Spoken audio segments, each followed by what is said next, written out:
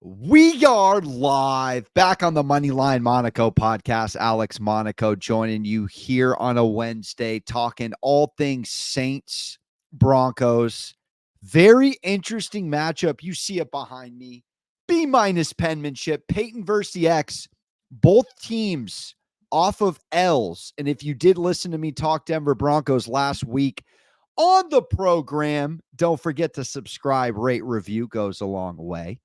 We were all over my former San Diego Chargers. Thought I capped it like a gentleman, if I don't say so myself. Just 2 weeks of Harbaugh prep after almost a month of losing football against the Denver Broncos team that just doesn't really move the football that well. But we're sitting here on a Wednesday looking ahead. Now, you want to talk line movement in this one? This opened with Denver getting, I saw up to 5 points on a look ahead. Now, that was Derek Carr contingent. This is going to be Spencer Rattler and a very banged up, let's just call it what it is, New Orleans Saints offense. We're talking no Olave. We're talking hit your waiver wire if you're Shaheed owners. He is out indefinitely. Taysom Hill, likely not a go. And even Kamara on the injury report. Now, Kamara's going to play. But Alvin, right now, as we talk on a Wednesday, I can't even give you props because props aren't listed for the New Orleans Saints. As we sit here and talk out a game where Denver is now laying 2.5 at an over-under of 37, I've refreshed a couple of times just today, seen it at 36.5, 37.5 seems to be gone. As we know, 37 being a key number in the total category in the world of betting. 36.5, you don't really want to touch it because, again, this is a 20-17 type outcome game when you're looking at a 2.5 point line, at least how Vegas sees it. But let's just talk narrative here. We have 2 rookie quarterbacks, and we have really a tall order for Bo Nix. This is a rookie, off an L, short turnaround week, has to go on the road. You just say that out loud without even looking at anything else. Not a great spot. But we're watching a New Orleans defense the last couple of weeks look like a shadow of who they can be when you got guys still like Jordan and Lattimore on that defensive side. Now, you have Dennis Allen, you have Sean Payton. This is a fascinating coaching, almost WWE storyline here, right? And if you do look at the coaching here, Kubiak obviously on the offensive side here for the New Orleans Saints, dancing with Rattler and a much less man down personnel against Vance Joseph. And let's now talk Denver's D here versus New Orleans, new, not so refurbished offense. Vance Joseph is doing an unbelievable job right now at defense, all things Denver Broncos.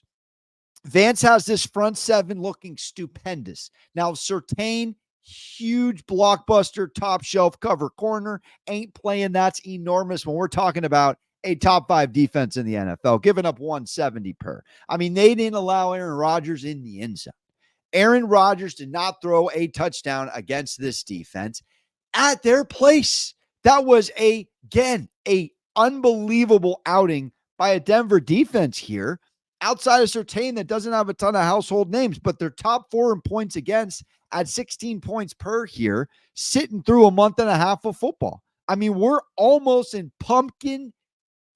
Really, we are in pumpkin latte season. October 16th, we are in pumpkin picking season.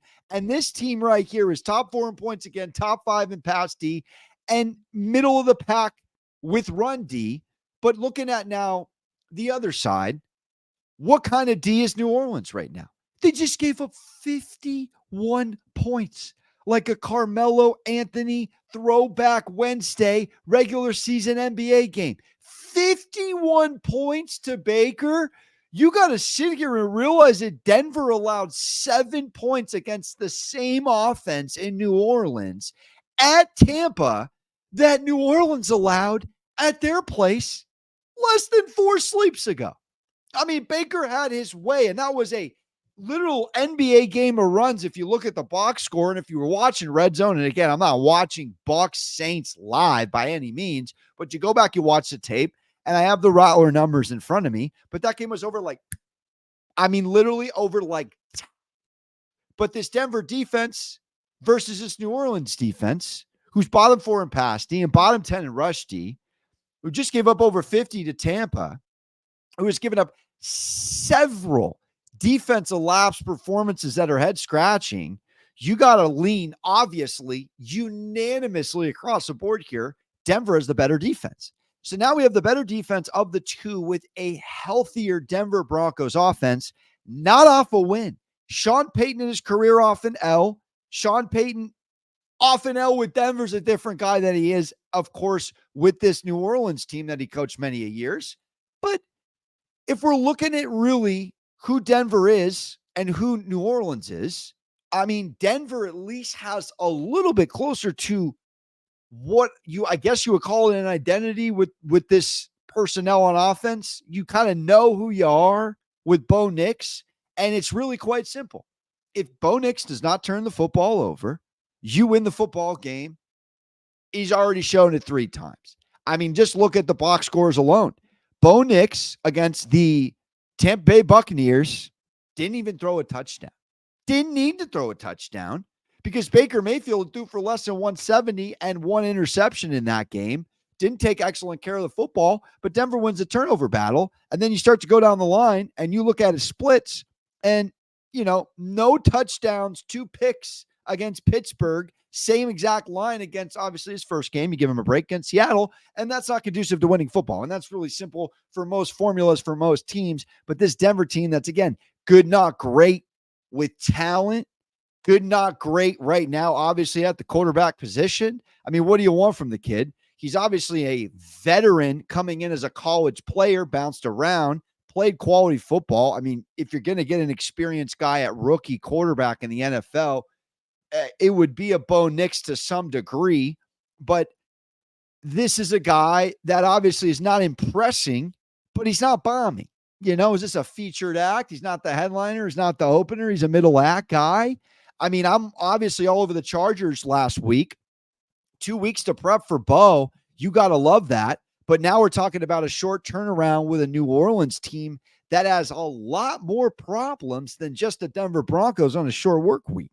So you look at kind of theme-wise what kind of games the Saints have been playing, and obviously a 3-week stretch. You got Atlanta, you got the Chiefs on the road in a primetime spot. Then you got to come home, play the Bucs. Not really an easy schedule, but then they dance against Carolina, Dallas, Philly, and they've given up 10, 19, 15. So are they capable? We asked the question with Vegas laying a low total, with playing a tight game, with playing a under type game. I think you gotta lean under here unless this game just falls off the rails.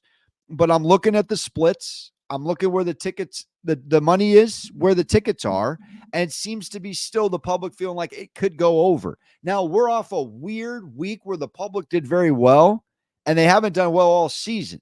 So, pendulum swinging wise, 9 road favorites won last week and 9 road favorites covered. That's not good. If we're going pendulum swinging first game on the resume, you're taking a rookie laying points on the road. But look at who Rattler is working with. I mean, triple check your astigmatism. Bub Means, Cedric Wilson Jr., Mason Tipton, Jordan Mims. These are guys. I mean, Foster Moreau led the team in receiving. Foster Moreau's a guy in Madden that blocks and is a secondary option on a PA rollout, with Taysom being the first and Jawan Johnson being the 1A. I mean, in all seriousness, Foster Moreau led the team in a 51-27 game last week in receiving. That should be terrifying if you want to back the Saints. It could be a week-to-week spot, but if you're following me week-to-week program-wise, we sold high because you got to bob and weave like it's bumper pool bowling in this league from a betting perspective. We just sold high off of Denver. Now we're buying back in maybe a little low. Vegas doesn't seem to think, that we're obviously fooling anybody because Denver's the favorite. But just reading, and this is via covers, I mean, this line was 1.5. but injuries stacked up. And this was the books opening New Orleans as a 1.5 point favorite. And it completely swings the other way.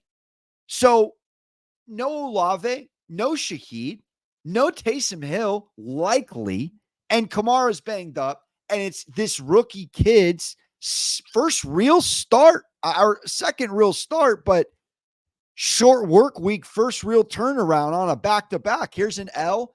Come back around 3 steeps later, you got another front seven to deal with. Oh, by the way, it's a top 5 defense in the league. So we, to me, get the better D in this game to wrap it up. We get the coaching advantage. We, I guess, get the mental edge. Now, maybe I could be looking at it wrong in the boxing ring, narration-wise. If this is a boxing match between New Orleans, the organization, the fans, against Payton, Eileen Payton, off a loss where he didn't score till the fourth quarter. I mean, they looked lost at sea, somebody, Paige Wilson, against that Harbaugh D for 3 quarters. Got it together, ton of live value there betting-wise, whereas, you know, the Saints kind of gave this game away. They had the lead, believe it or not, in the second quarter. They gave the game away in a New York minute. That's not great. You have a more disciplined Denver team than you really do, quite frankly, New Orleans. And less than a field goal game with the better D here, I got to go with the Denver Broncos. And I guess, according at the moment to the Action Network, it seems to be the sharp side. Seems to be like the money is on the Denver Broncos. The tickets are on the New Orleans Saints. We'll see how that swings as injuries continue to come out. But this is an evening where everyone's thinking maybe Mets, Dodgers, or just not really thinking NFL bets for tomorrow. Maybe you catch this pod here on a Wednesday. You get a little value from a prop perspective as far as what I see, because I don't have any options for New Orleans right now outside of Kamara. And I do think Kamara probably over 34.5 receiving yards. Got to be in the conversation.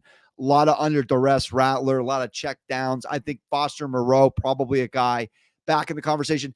Theme-wise, if you just kind of think about how rookie quarterbacks under pressure would do just to get completions and move the ball, they're going to a safety security blanket, which is often a check down to a running back or a tight end. I mean, you do process of elimination with rookie quarterbacks under duress like Rattler will likely be with his Vance Joseph D. You got to look at a guy like Kamara from a receiving yards perspective. You got to come back around, maybe look at Foster Moreau, something of that nature. Jawan Johnson could be someone in the mix as well on that side of things. Now, Sutton sitting at 45.5. We're off a really interesting, quiet running the ball, not even trying to run the ball last week against the Chargers approach with Denver. I like them to kind of get back to basics. This New Orleans D has given up well over 120 yards here on the ground. They are not a very good rush D right now at the moment, as I mentioned. And we're sitting here, and I want to call it a low number, but 45.5 for a starting running back is a very achievable number here. Bo Nix could be a sneaky runner. Again, very athletic to me from what I've seen thus far, and a sneaky runner of the football, and he's sitting at 26.5. So prop-wise, again, I'll settle on a parlay by tomorrow. Follow me on social, Moneyline Monaco. Pod's doing well, though. Picks, 3 of the last 4 winning weekends. If I'm fully going salesman here, 3 out of the last 4 Sundays, just 1 loss. Obviously, we lost Monday night. We had the Jets to end the 5 picks at 3-2, but that was off a awful week, but 2 excellent weeks. So we'll take 3 out of 4 winning weeks in this NFL very rocky first start. And we're on to week 7, folks. It is the Denver Broncos minus 2.5 as my best bet. And I will lean under 37. But again, right now, 36.5. Don't want to touch it.